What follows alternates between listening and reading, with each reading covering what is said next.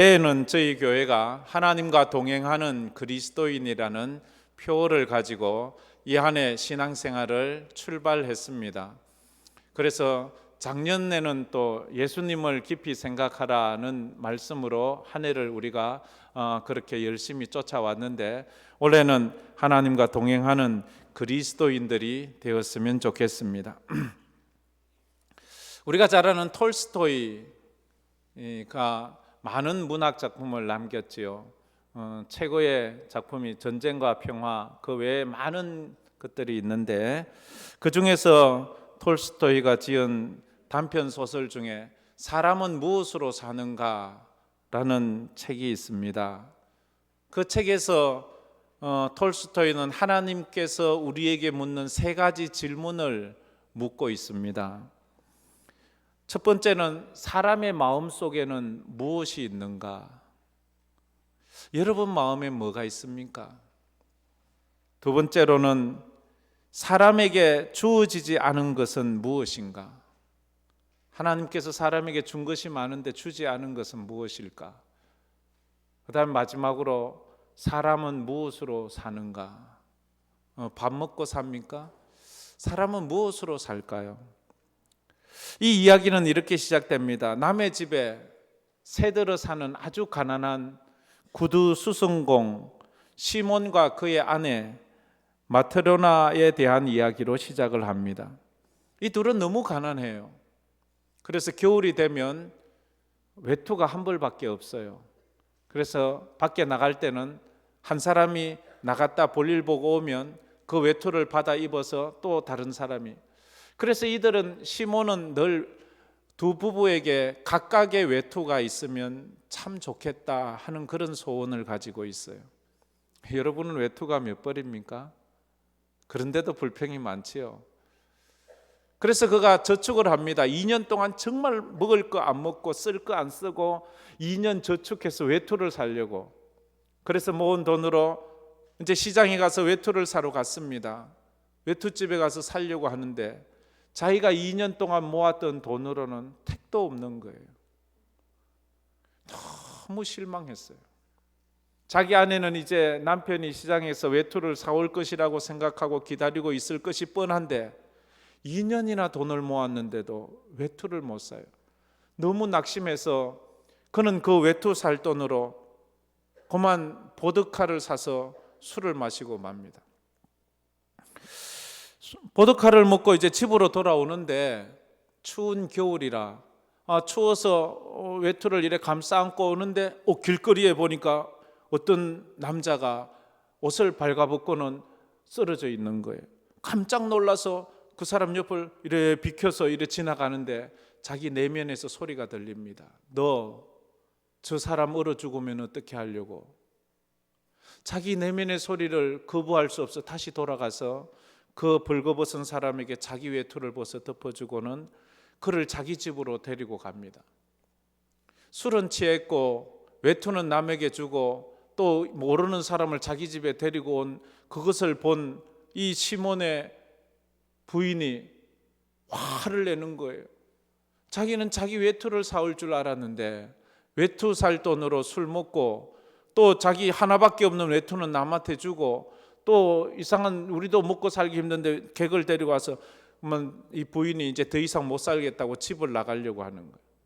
그러자 시몬이 잘못했다 하고 자초지종을 얘기하자 부인이 조금 수그러들어요.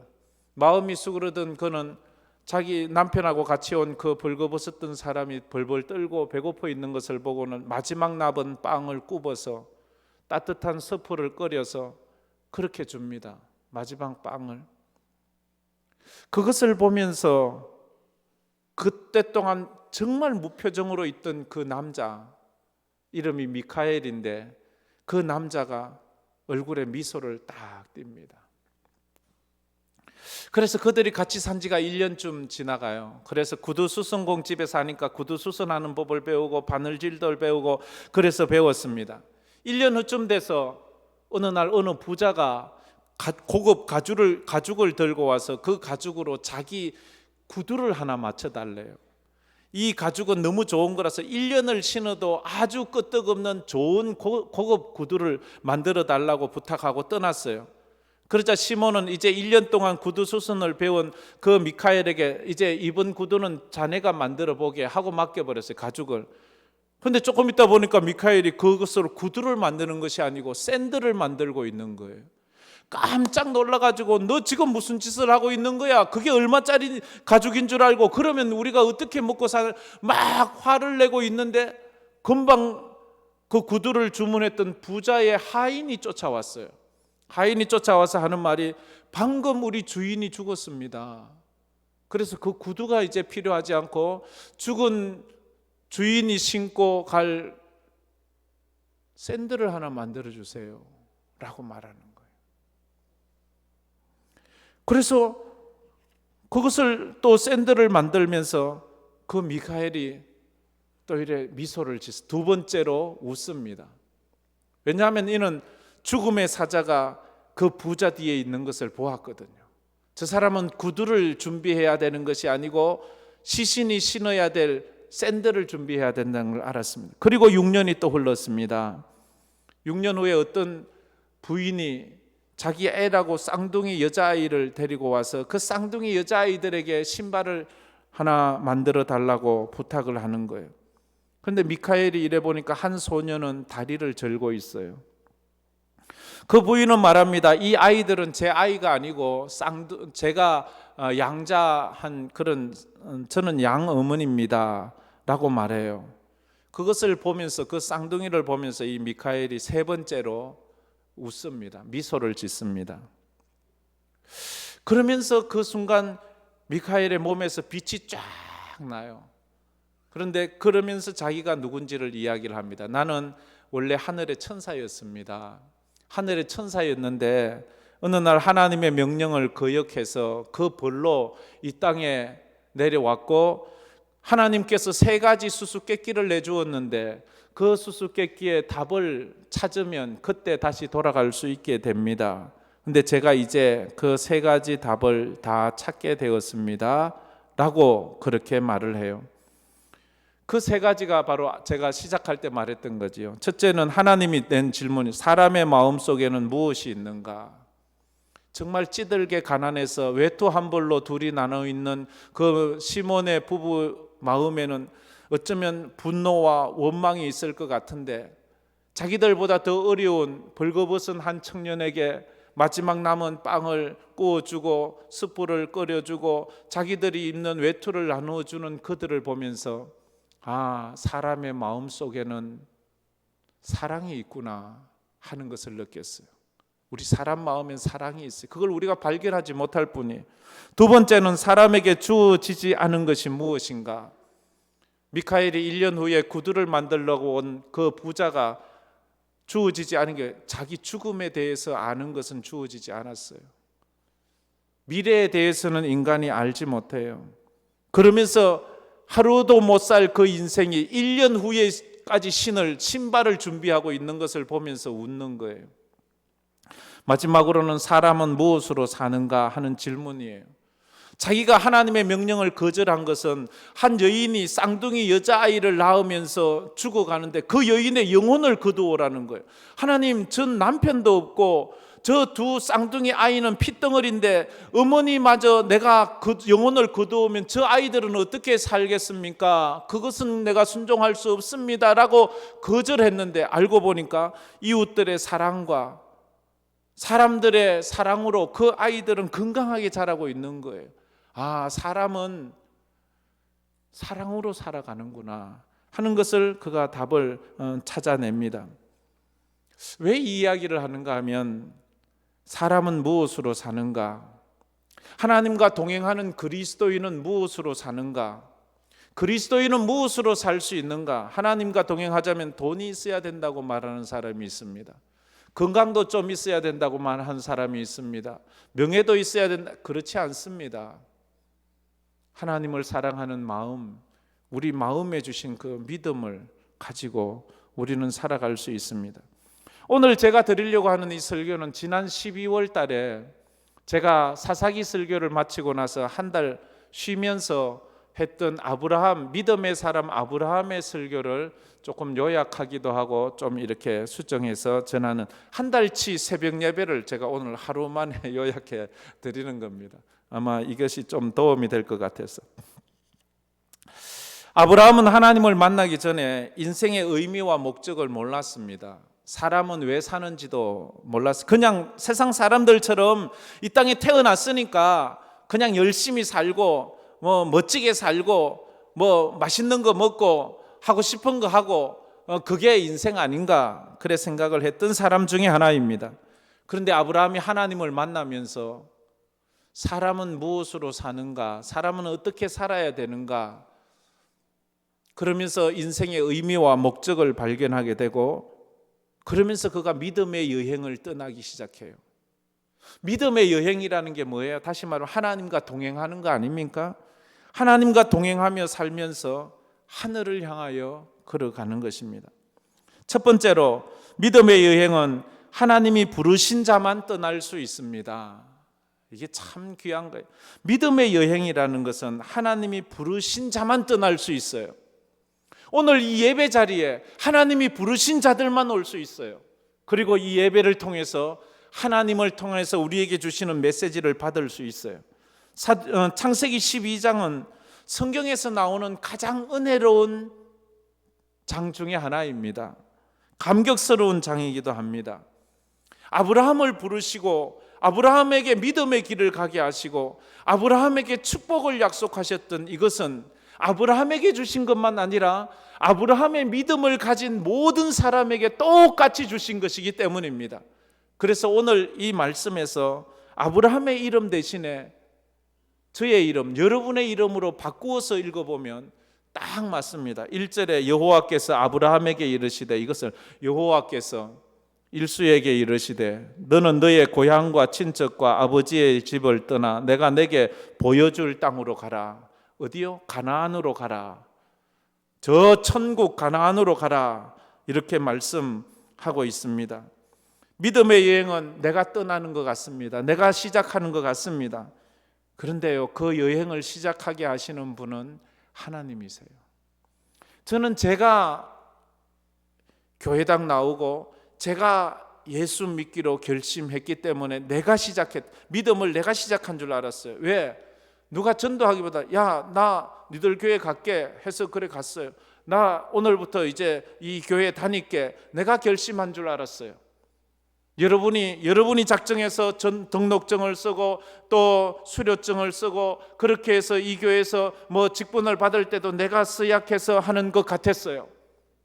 근데 제가 목사가 되고 이렇게 하나님을 섬기면서 깨닫는 것 중에 하나가 내가 한 것이 아니었구나.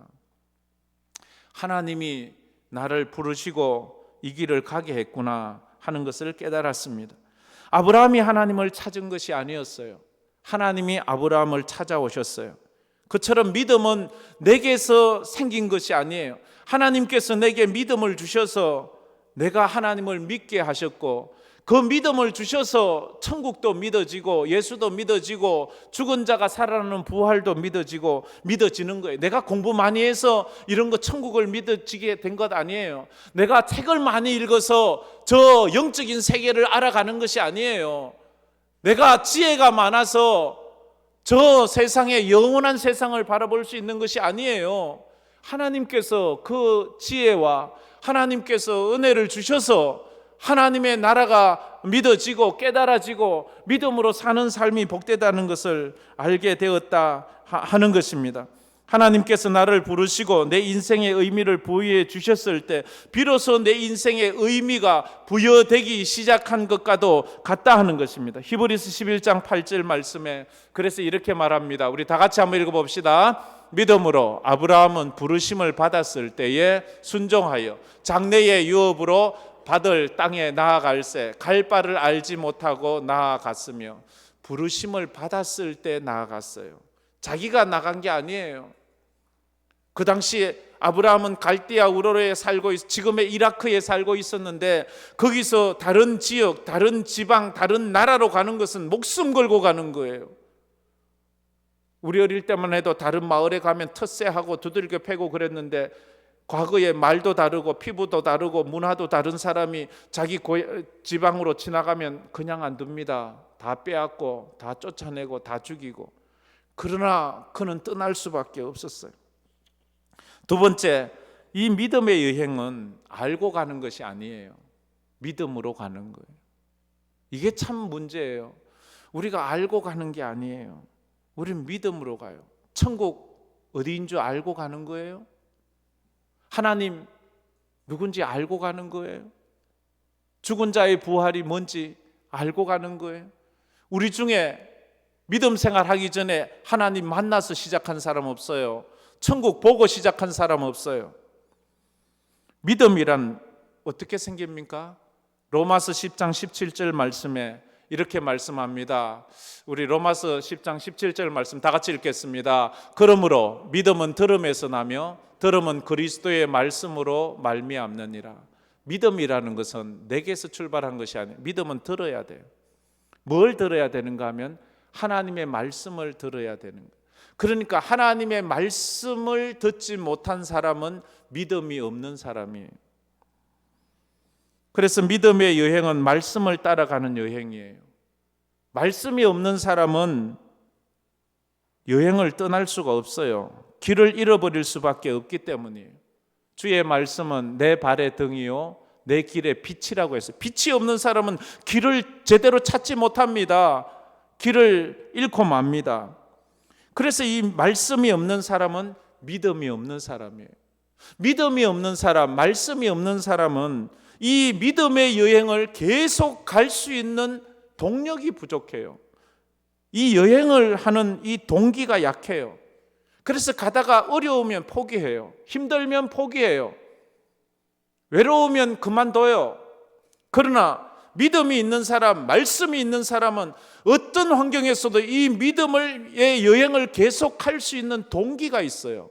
그게 말씀이에요. 여러분으로 하여금 오늘도 예배 자리에 나오게 한 그 말씀이 무엇입니까? 여러분으로 하여금 힘들고 어려운 코로나 시대에 마스크를 끼서라도 하나님 앞에 예배하게 하는 그 말씀이 무엇입니까? 그 말씀이 있어야 돼요. 사람 때문에 사람 만나려고. 그러면 다시 한번 수정해 보세요.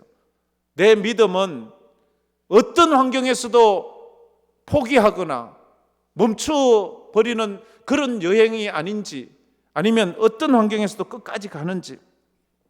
힘들고 어렵다고 포기하는 것이 아니라 버티고 견뎌내야 합니다. 그래서 말씀이 있는 사람은 어떤 경우에도 이것을 포기하지 않아요. 가난해도 믿음의 여행을 포기하지 않습니다. 몸이 병들어도 믿음의 여행을 포기하지 않습니다. 외로워도, 심지어 내 인생에 죽음이 와도 믿음의 여행을 포기하지 않습니다. 그러나 말씀이 없는 사람, 믿음이 없는 사람은 조금만 힘들어도, 조금만 어려워도 이 여행을 포기하지요. 아브라함이 시작할 때는 알고 간 것이 아닙니다. 무작정 가라 해서 갈 바를 알지 못하고 갔다고 했어요. 어디로 가야 될지요? 알지 못해서 그냥 가래요. 얼마를 가야 될지도 몰라요. 어떻게 가야 될지도 몰라요. 가서 누구를 만날지도 몰라요. 지도도 없어요. 정보도 없어요. 그러나 가래요. 우리가 인생을 살고 보니까 내가 이렇게 어디서 살고. 여러분은 지금까지 몇 개의 도시에서 살았습니까? 여러분은 지금까지 몇 번이나 이사를 하셨습니까? 그거 여러분이 알고 갔습니까? 저는 몰랐어요. 저는 저 시골에서 아주 시골 촌놈이 대구 와서 살이라고 몰랐어요. 어느 날 하나님이 또 미국을 가래요. 난 미국 갈 줄 몰랐어요. 미국 안에서도 미국이 얼마나 커요. 또 저쪽으로 가래요. 거기 갈 줄 몰랐어요. 그런데 한참 있다 보니까 또 한국에 오래요. 우리는 갈 바를 알지 못하고 믿음으로 가는 거예요. 그러나 믿음으로 가는 길에도요, 장애물이 있어요. 만사형통, 탄탄대로면 얼마나 좋겠어요. 믿음으로 살다 보면 이 장애물이 많아요. 어떨 때는 힘들고 배고프고 짜증날 일도 많아요. 그래서 믿음으로 사는 사람은요, 환경의 지배를 받으면 안 돼요. 환경을 지배하면서 가야 돼요. 환경이 우리를 자꾸 넘어뜨리려고 할 때가 많거든요. 천국으로 가는 여행은 알고 가는 것이 아니라 그래서 믿음으로 가는 거예요. 믿으면 그 길이 보여요. 그 길을 이해하게 되는 거예요. 세 번째로, 믿음의 여행에는 하나님의 약속이 있습니다. 믿음의 길을 계속하게 하는 것은 약속 때문이에요. 약속. 내 자존심 때문이 아니고. 어떤 약속이에요? 오늘 창세기 12장 2절 3절에 이런 약속을 하잖아요. 내가 너로 큰 민족을 이루고 내게 복을 주어 내 이름을 창대하게 하리니 너는 복이 될지라. 3절 말씀에 너를 축복하는 자에게는 내가 복을 내리고 너를 저주하는 자에게는 내가 저주하리니 땅의 모든 족속이 너로 말미암아 복을 얻을 것이라 하신지라. 약속을 해주는 거예요. 이걸 이 네 가지인데요. 큰 민족을 이루고 이름을 창대케 하고 복의 근원이 되고 축복하는 자는 축복하게 해주고 저주하는 자는 이걸 한마디로 말하면 뭔가 하면요, 하나님께서 내가 너와 함께 한다라는 거예요. 내가 너와 함께 한다 약속이에요. 네가 어디를 가든지 누구를 만나든지 무엇을 하든지 내가 너와 함께 할게. 여러분은 무엇을 주면 인생의 여행이 좋을 것 같나요? 어떤 사람은 금덩어리를 주면 좋을 것 같고 돈을 주면 좋을 것 같고 그렇지요. 건강을 주면 좋을 것 같지요. 어린아이에게는 무엇이 필요할까요? 어린아이에게 야 내가 너에게 금덩어리 줄게. 걔는 금덩어리가 뭔지 모릅니다. 어린아이에게 진수성찬을 준다고 그 어린아이가 그걸 먹고 소화할 능력이 안 됩니다. 어린아이에게 가장 좋은 건 뭐예요? 엄마가 함께 해주는 거예요. 엄마만 있으면 그 엄마가 어린아이에게 모든 것을 다 제공해 줍니다. 우리 성도가 이 땅에서는 이것도 좀 저것도 좀 하지만 하나님이 내 인생에 나와 함께 해주시면 모든 것을 다 하나님께서 책임져 주신다고 말씀하셨습니다. 너는 두려워하지 말라, 놀라지 말라. 내가 너와 함께 할 것이야. 내가 너와 천국까지 함께 갈 거야. 세상에 많은 것이 있지만 나와 함께 천국까지 갈 것은 없습니다. 돈이 나와 함께 천국에 가지 못해요. 건강, 그것이 나와 함께 천국 하나님 앞에까지 못 가요. 명예, 큰 집이 하나님이 나와 함께 해주시는 거예요. 이 땅은 잠시 지나가는 나그네가 아닙니까? 그래서 우리에게는 하나님이 필요한 거예요. 하나님의 약속이 필요한 거예요. 그래서 하나님은 우리와 믿는 자와 하나님을 동일시해요.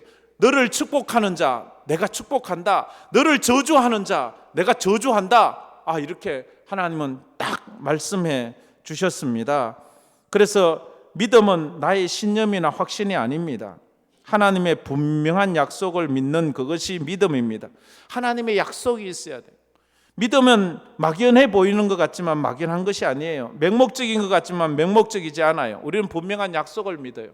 그 약속 중에 하나가 우리가 너무 잘 아는 요한복음 3장 16절 말씀이지요. 여기에는 엄청난 약속이 있습니다. 우리 다 같이 한번 암송했으면 좋은, 암송 다 하죠. 자, 하나님이 세상을 이처럼 사랑하사 독생자를 주셨으니 이는 그를 믿는 자마다 멸망하지 않고 영생을 얻게 하려 하심이라. 저 약속의 말씀이 오늘도 우리를 예배하게 합니다. 저 약속의 말씀이 우리를 천국까지 가게 합니다. 저 약속의 말씀이 어떤 환경에서도 믿음의 여행을 포기하지 않게 합니다. 그 은혜가 있기를 축복합니다. 이 믿음의 약속이 우리에게 있어야 돼요. 그래서 인생은 잘 사는 것보다 더 중요한 것이 있어요. 인생은 오래 사는 것보다 더 중요한 것이 있어요. 그게 뭔가 하면요, 믿음으로 사는 거예요. 하나님과 동행하며 사는 거예요. 그것이 오래 사는 것보다, 잘 사는 것보다 믿음으로 사는 것이 더 중요하고 귀하다는 거예요. 마지막으로 믿음의 여행은 소유가 목적이 아니라 어떤 존재가 되느냐를 목적으로 합니다. 믿음은 소유에 있는 것이 아니라, 우리가 신앙생활을 하는 것은 소유가 목적이 아니에요. 존재가 목적이에요. 오늘도 지금 예배 드리는 것은 내 소유를 불리기 위해서 예배 드리는 것, 이건 뭔가 우선순위가 바뀐 거예요. 우리는 어떤 존재가 되느냐가 지금 예배 드리는 주요 목적이에요. 어떤 존재? 그리스도인이 되는 거예요. 그리스도인이 뭐예요? 그리스도께 속한 사람이에요. 그리스도께 속한 사람은 어떤 사람이에요? 믿음으로 사는 사람이에요. 믿음으로 사는 사람은 하나님을 닮아가는 거예요. 그걸 하나님과 동행한다, 그렇게 말하는 거예요. 아브라함은 조카 롯과 함께 믿음의 여행을 시작했어요. 그때만 해도 아직 아브라함은 믿음의 여행을 가지만 소유가 목적인 사람이었어요. 예수 믿고 복도 좀 받고, 예수 믿고 출세도 좀 하고, 예수 믿고 넉넉한 삶을 좀 살아야지. 물론 그런 삶도 살아야죠. 그것이 아브라함의 1순위 목적이었어요. 그러나 그가 어느 날 바뀌기 시작해요. 원래 아브라함은 어땠어요? 가나안에 들어갔을 때 가나안에 기근이 들어와요. 그러자 그 기근을 피해서 애굽으로 이민을 가요. 그는 환경 따라 믿음 생활에, 하나님께서 가나안을 축복의 땅으로 주셔서 여기를 떠나지 말라 하는데도 그는 떠나요. 환경 따라 살아요. 애굽에 가서 어떤 일이 일어나요? 자기 부인이 너무 이쁜 거예요. 사람들마다 너무 이쁘다고 하는 거예요. 이러다가 이 부인 때문에 내가 죽겠다. 당신은 내 부인이라 하지 말고 내 여동생이라 하라. 그러고는 그 자기 부인을 팔아버려요. 믿음이라고 하면서도. 그러나 그랬던 그 아브라함이 바뀌기 시작해요. 이제 부유해졌어요. 돈이 많아 조카 롯과 자꾸 다투게 돼요. 그 종들끼리 더 좋은 목초지를 찾아, 더 좋은 우물을 찾아 다니다 보니까 서로 다투는 거예요. 너무 많아져서. 그러다 보니까 애들 싸움, 어른 싸움 된다고, 종들 싸움, 주인 싸움이 돼요. 아브라함이 이래서는 안 되겠구나, 이래서 안 되겠구나. 더 이상 돈이, 명예가 아브라함의 믿음을 멈추게 하지 않았어요. 내가 양보해야지. 내가 믿음으로 살기 위해서는 이거 조카 롯에게 다 양보해야 되겠다. 더 이상 돈이 아브라함을 유혹하지 못하는 믿음의 경지에 이르게 되었어요. 이전에는 아내까지 팔아버리는 사람이 이제는 그 무엇도 그를 흔들 수 없는 믿음의 사람이 되어버렸습니다. 예수님이 40일 굶주리고 난 다음에 3가지 시험을 받습니다. 첫째, 마귀가 와서 하는 말이 저 많은 돌들로 떡을 만들어 먹어라. 너 40일을 굶었으니까 배고플 거 아니냐? 그때 예수님이 하신 말씀, 사람이 떡으로만 살 것이 아니요 여호와의 입으로 나온 모든 말씀으로 살 것이다. 사람은 무엇으로 사는가? 떡으로 삽니까? 돈으로 삽니까? 자존심으로 삽니까? 사람은 말씀으로 삽니다. 말씀은 믿음이에요. 믿음으로 사는 겁니다. 그 은혜가 있기를 축복합니다. 누가 돈 한 보따리 가지고 와도 거기에 연연하지 않는 것이 믿음의 사람입니다. 두 번째 시험을 합니다. 마귀가 예수님을 성전 꼭대기까지 데리고 가서 뛰어내리라는 거예요. 뛰어내리면 하나님이 천사들을 보내서 발이 땅에 떨어지기 전에 받아준다는 거예요. 그러면 사람들이 너를 얼마나 위대한 사람으로 추앙하며 너의 명예가 얼마나 높게. 그때 그것도 예수님이 거절해요. 세 번째, 예수님을 저 높은 산으로 데리고 가서 천하만국을 보여주며 내게 무릎 꿇어 절을 하면 저 모든 천하만국의 부귀영화를 너에게 다 주겠다고 말해요. 예수님이 말합니다. 사단아, 물러가라. 주 너의 하나님만 섬기라 말을 합니다. 우리 하나님과 동행하는 성도는 소유가 목적이 아니라 존재가 목적이기 때문입니다. 에릭 프롬이 지은 책 중에 소유냐 존재냐 하는 책이 있습니다. 소유냐 존재냐, 당신의 인생의 목적은 소유입니까? 존재입니까? 소유형은 얼마나 많이 모으는 것이 내 인생의 목적이에요. 존재는 내가 어떤 존재가 되느냐가 그 존재예요. 거기서 에릭 프롬은 이런 말을 합니다. 만약 소유가 나의 존재라면, 내가 많이 가진 것으로 나의 존재를 나타내는 것이라면, 그 많이 가진 소유가 사라질 때 나는 어떤 존재가 되겠느냐는 거예요. 내 소유가 사라지면 내 존재도 사라지나요? 좀 어려운 말인데 그런 말을 했어요. 소유하고 있다는 것은, 소유는 잃어버릴 수 있는 거예요. 내가 가지고 있다는 건 잃어버릴 수 있는 거예요. 돈은 도둑에게 잃어버릴 수 있습니다. 재산은 경제적 공황이나 변수가 오면 그 재산 다 잃어버릴 수가 있어요. 권력은 혁명이 일어나면 다 권력을 잃어버립니다. 건강은 질병이 오거나 죽음이 찾아오면 건강도 다 잃어버려요. 이런 것들을 소유를 하기 위해서 가는 사람이 있는가 하면, 그런 이 소유형 사람은 어때요? 자기가 가진 것이 많을수록 행복해지는 거예요. 그러다가 나보다 더 많이 가진 사람을 만나면 순간 불행해지는 거예요. 나보다 더 많이 누리고 있는 사람을 보면 내가 초라해 보이는 거예요.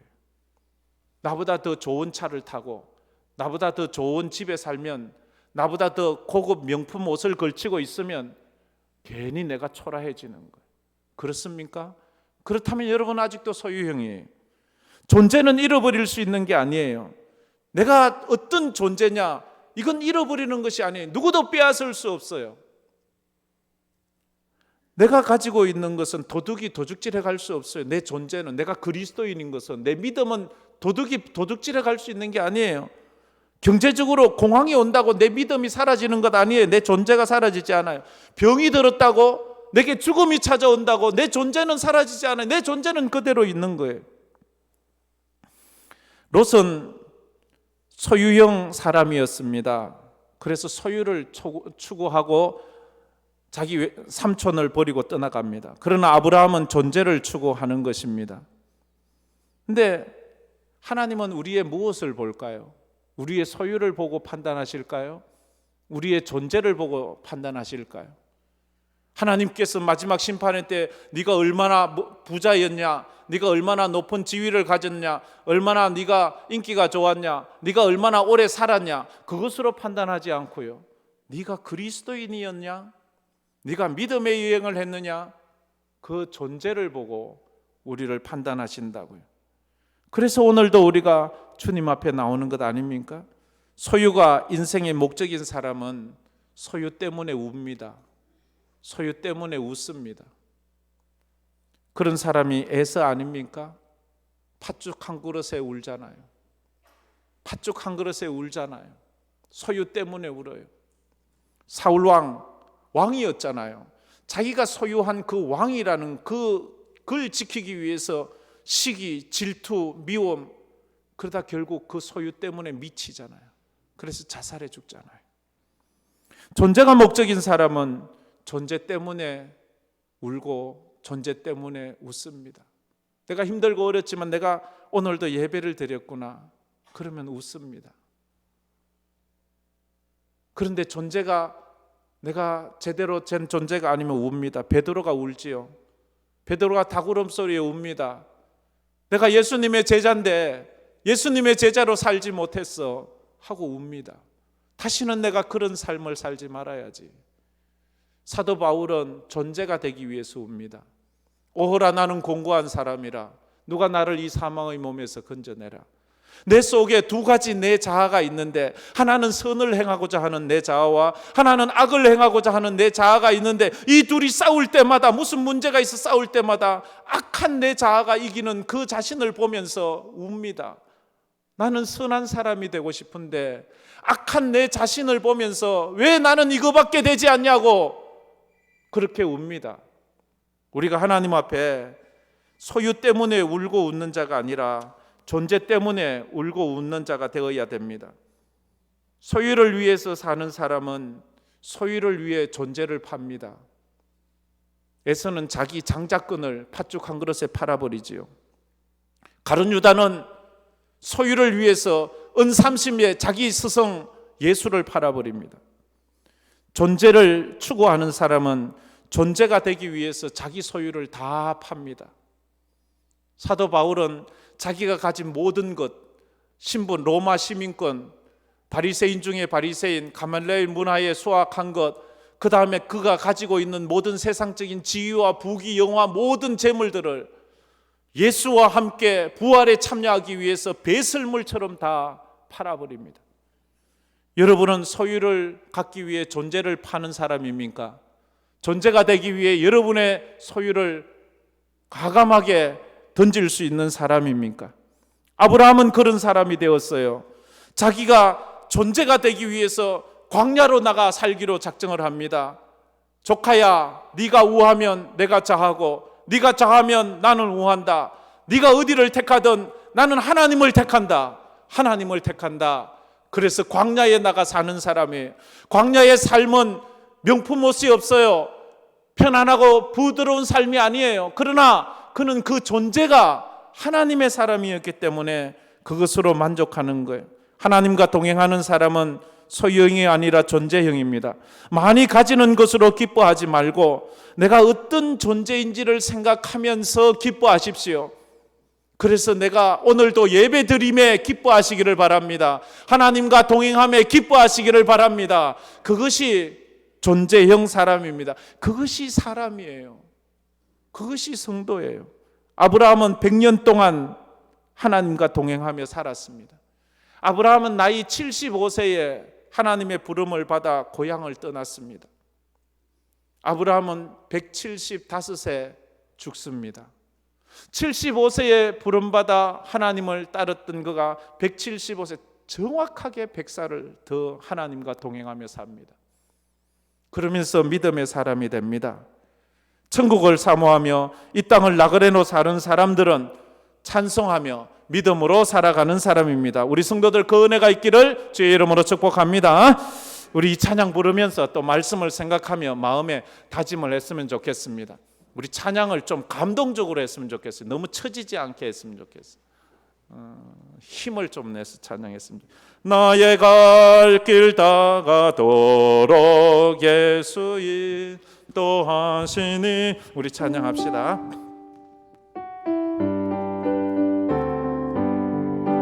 나의 갈 길 다가도록 예수 인도하시니 내 주 안에 있는 긍휼 어찌 의심하리요. 믿음으로 사는 자는 하늘 위로 가겠네. 무슨 일을 만나든지 만사 형통하리라. 무슨 일을 만나든지 만사 형통하리라. 나의 갈 길 다가도록 예수 인도하시니 어려운 일 당할 때도 족하를 내주시네. 나는 심히 고단하고 영원 매우 가난하다. 나의 앞에 반석에서 샘물 나게 하시네. 나의 앞에 반석에서 샘물 나게 하시네. 나의 갈 길 다가도록 예수 인도하시네. 그의 사랑 어찌 큰지 말로 알 수 없도다. 성령 감화 받은 영혼 하늘 날아갈 때에 영영 들을 나의 찬송 예수 인도하셨네. 영영 들을 나의 찬송 예수 인도하셨네. 영영 들을 나의 찬송 예수 인도하셨네. 영영 들을 나의 찬송 예수 인도하셨네. 우리 다짐하면서 손들 한번 찬양합시다. 영영 들을 나의 찬송 예수 인도하셨네. 영영 들을 나의 찬송 예수 인도하셨네. 우리 눈을 감고 손을 모아 말씀을 생각하면서 한번 기도했으면 좋겠습니다. 원래는 저희들이 하나님과 동행하는 그리스도인이 되고자 합니다. 내가 마음 먹는다고 되는 게 아닙니다. 믿음이 있어야 합니다. 그 믿음은 내가 만든 믿음이 아니고 하나님의 말씀이 내게 와서 말씀으로 만들어진 믿음이어야 합니다. 하나님이 부르신 자만이 떠날 수 있는 믿음의 여행입니다. 그런데 알고 가는 것이 아니라 믿음으로만 가는 길입니다. 그러기에 우리가 믿음이 없으면 이 길을 중간에 포기할 수밖에 없습니다. 끝까지 갈 수 있는 동기가 너무 약하기 때문입니다. 어려움이 옵니다. 장애물이 있습니다. 환난이 있습니다. 여러 가지 아픔이 있으면 그만두고 싶습니다. 도망가고 싶습니다. 그러나 말씀이 있는 사람, 믿음이 있는 사람은 눈물을 흘리면서라도 십자가 지면서라도 좁은 길도 이 길을 걸어가는 것입니다.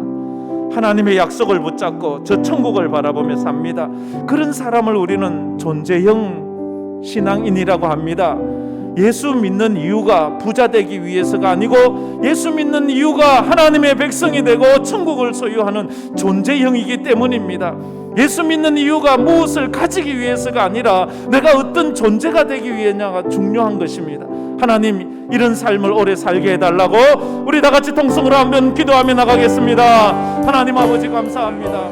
오늘도 저희들이 주님 예배 자리에 나오게 해주심을 감사합니다. 아버지 하나님, 이 한 해는 하나님과 동행하는 그리스도인으로 살게 하여 주시옵소서.